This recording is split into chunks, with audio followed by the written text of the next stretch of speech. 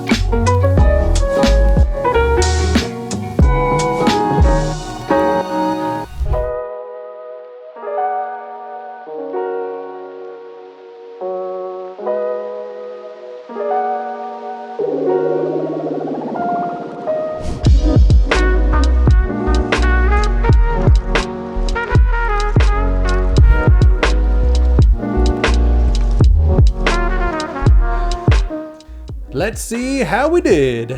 Ooh.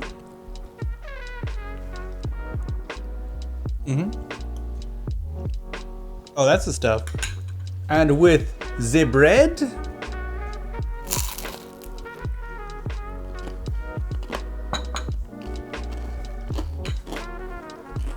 I think this turned out great. You know, it's smooth, it's comforting. You know, it's been a little rainy around here in California way, so it's still, it's definitely a great winter soup. I mean, you could really have this all year round, but it does, you know, definitely warms you up and just makes you feel good. Do keep in mind this is this is more of like an appetizer soup, so you want to make this and pair it with something else. But that aside, I mean, it's a great paired along to whatever kind of meal you're having, and I feel like it's a good warm up for sure, 100%.